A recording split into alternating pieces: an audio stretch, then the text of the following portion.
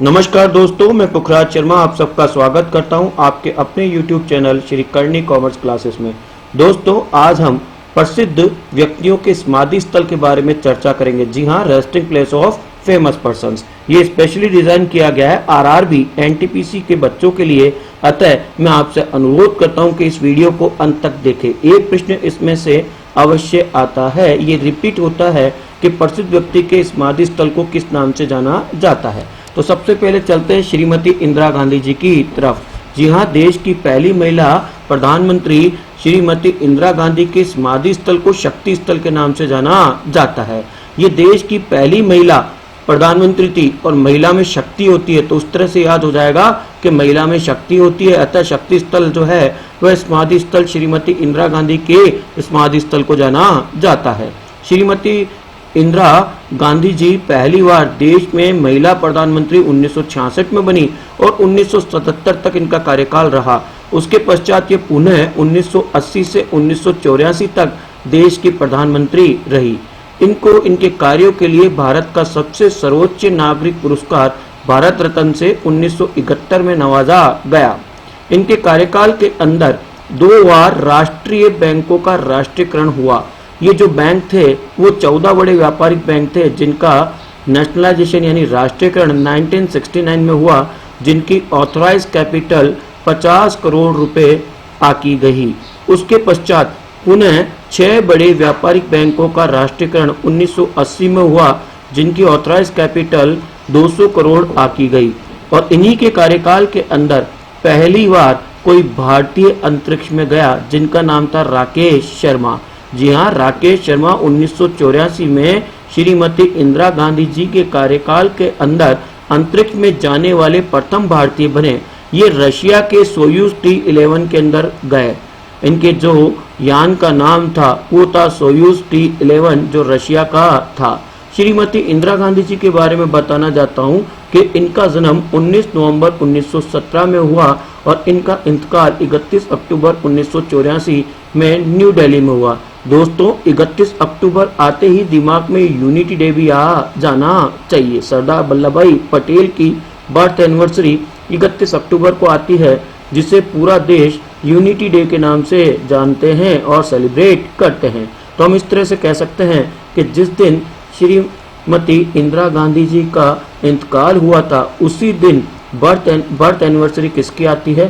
सरदार वल्लभ भाई पटेल, देश के पहले उप प्रधानमंत्री की, जिनका नाम सरदार वल्लभ भाई पटेल था। 31 अक्टूबर को श्रीमती इंदिरा गांधी जी के कार्यकाल में देश में पहली बार आपातकाल लगा था और श्रीमती इंदिरा गांधी जी के कार्यकाल के अंदर ही ऑपरेशन ब्लू स्टार जो है वो अमृतसर पंजाब में चलाया गया था।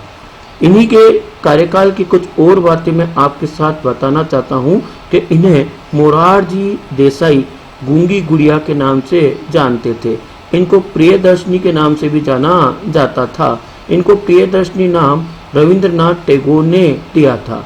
इनके पिता का नाम जवाहरलाल नेहरू था, जो देश के प्रथम एवं सर्वाधिक अवधि तक प्रधानमंत्री रहने का गौरव उन्हीं के नाम था। इनके पति का नाम फिरोज गांधी था और इनके जो पुत्र थे वो थे राजीव गांधी और उसके अलावा संजय गांधी। तो राजीव गांधी और संजय गांधी 2 पुत्र श्रीमती इंदिरा गांधी जी के थे। चलते हैं दोस्तों इससे आगे अगले समाधि स्थल की तरफ, और यह है KR नारायण। जी हाँ, देश के 10वें राष्ट्रपति और 9वें उपराष्ट्रपति KR नारायण की समाधि स्थल को उदय भूमि के नाम से जाना जाता है। ये देश के प्रथम दलित राष्ट्रपति भी रह चुके थे और वर्तमान में 2020 में जो 14वें राष्ट्रपति है श्रीमान रामनाथ जी कोविंद, वह द्वितीय दलित राष्ट्रपति भी है। तो KR नारायण जी को याद करने का तरीका हमने कैसे बनाया कि सुबह पहले उठकर सूरज उदय होने से पहले हम जाप करते हैं श्रीवन नारायण नारायण हरि हरि। तो सूरज उदय से हो जाएगा उदय भूमि, और हम जाप करते हैं नारायण नारायण हरि हरि, तो नारायण हो जाएगा KR नारायण। KR नारायण जी का जन्म 4 फरवरी 1921 के अंदर हुआ था और इनकी मृत्यु 9 नवंबर 2005 को हुई। उसके बाद गुलजारी लाल नंदा, जी हाँ, गुलजारी लाल नंदा जो कि फर्स्ट वाइस चेयरमैन रह चुके थे planning commission of India. Planning commission of India जो 15 मार्च 1950 के दिन स्थापित हुआ था, उसके फर्स्ट वाइस चेयरमैन होने का गौरव गुलजारी लाल नंदा को जाता है और पहले चेयरमैन होने का गौरव पंडित जवाहरलाल नेहरू को जाता है।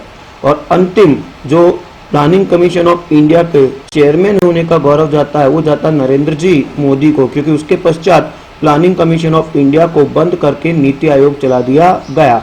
और अंतिम वाइस चेयरमैन होने का गौरव जाता है मोंटेक सिंह आलूवालिया सर को।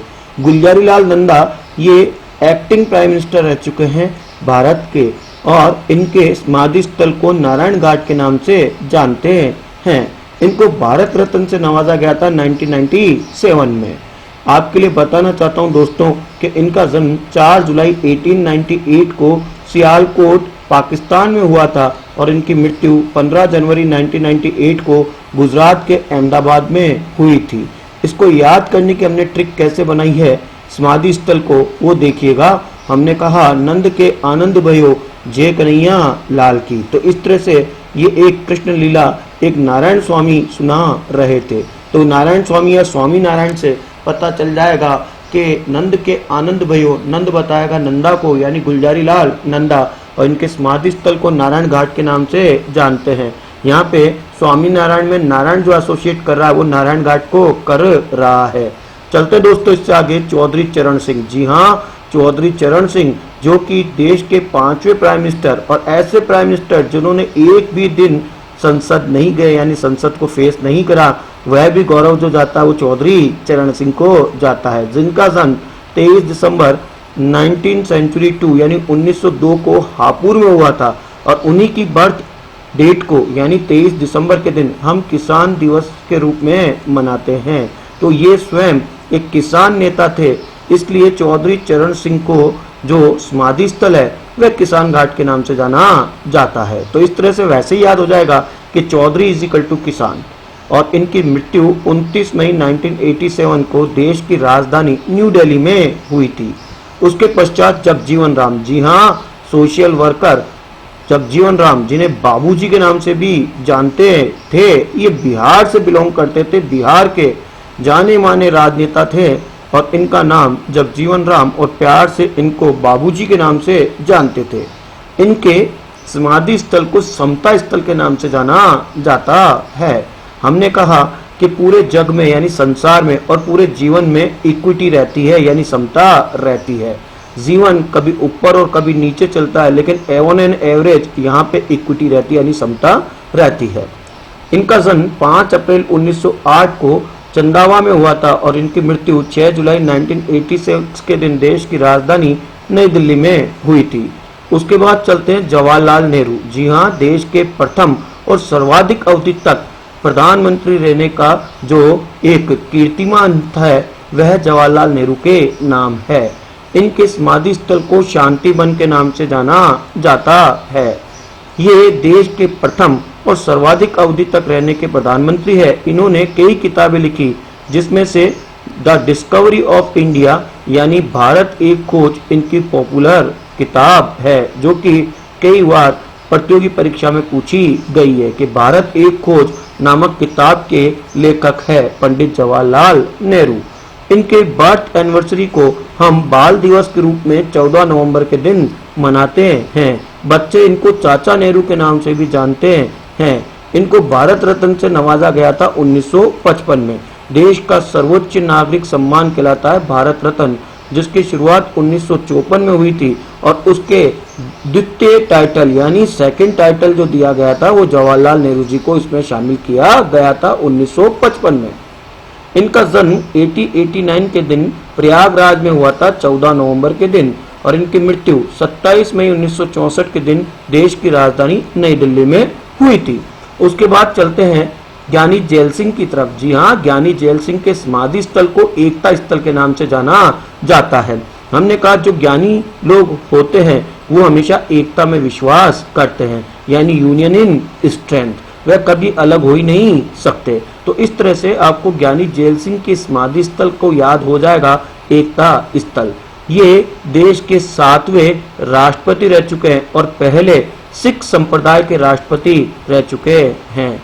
इनका जन्म 5 मई 1916 के दिन सांदवान में हुआ था और इनकी मृत्यु 25 दिसंबर 1994 के दिन चंडीगढ़ में हुई थी। दोस्तों, 25 दिसंबर आते ही दिमाग में अटल बिहारी वाजपेयी, या जिसको आप सुशासन दिवस या गुड गवर्नेंस डे, या आप उसको क्रिसमस डे के नाम से या तुलसी डे के नाम से भी जान सकते हैं। और उसी दिन इनकी मृत्यु हुई थी ज्ञानी जैल सिंह की, जो कि देश के 7वें राष्ट्रपति और प्रथम सिख राष्ट्रपति होने का गौरव प्राप्त किया था। उसके बाद संविधान के निर्माता, जी हाँ, डॉक्टर बी.आर. अम्बेडकर सर। तो डॉक्टर बी.आर. अम्बेडकर सर के समाधि स्थल को चैत्रभूमि या चैत्राभूमि के नाम से जानते हैं। ये प्रश्न कई बार रिपीट होता है। हमने कैसे याद करा कि हम हिंदू लोग हैं और हिंदू लोगों का एक जो है वो विक्रमी संवत होता है, और विक्रमी संवत में महीने जो स्टार्ट होता है वो चैत्र से स्टार्ट होता है। हमने कहा अम्बेडकर जी का जन्म चैत्र में हुआ था।